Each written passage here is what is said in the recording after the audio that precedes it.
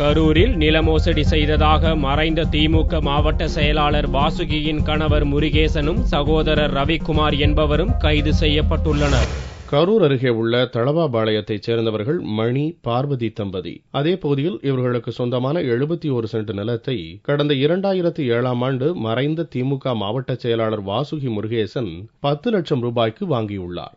1 லட்சம் ரூபாயை முன்பணமாக கொடுத்த அவர் மீதி தொகையை 1 மாதம் கழித்து தருவதாக கூறியுள்ளார். 1 மாதத்துக்கு பின் மீதி தொகையை கேட்ட பார்வதியிடம் வாசுகியின் கணவர் முருகேசனும் வாசுகியின் சகோதரர் VSK ரவிக்குமாரும் பொய் வழக்கில் உள்ளே தள்ளிவிடுவோம் என்று மிரட்டியுள்ளனர். கடந்த திமுக ஆட்சியில் இதுகுறித்து பலமுறை புகார் அளித்தும் எவ்வித நடவடிக்கையும் எடுக்கப்படாத நிலையில் தற்போதைய அதிமுக ஆட்சியில் நில மோசடி புகார்களுக்கு தனி பிரிவு அமைக்கப்பட்டுள்ளதை அடுத்து பாதிக்கப்பட்ட பார்வதி கரூர் மாவட்ட குற்றப்பிரிவில் புகார் அளித்துள்ளார். இதையடுத்து கரூர் மாவட்ட திமுக இளைஞரணி அமைப்பாளராக பதவி வகிக்கும் VSK ரவிக்குமார் மற்றும் மறைந்த வாசுகியின் கணவர் முருகேசன் ஆகியோர் கைது செய்யப்பட்டனர். கைது செய்யப்பட்ட இருவரும் கரூர் குற்றவியல் நீதிமன்றத்தில் ஆஜர்படுத்தப்பட்டு பின்னர் நீதிமன்ற காவலில் வைக்கப்பட்டனர். இந்த நில மோசடி புகாரில் சம்பந்தப்பட்ட திமுக நிர்வாகிகள் சிலரையும் போலீசார் தேடி வருகின்றனர்.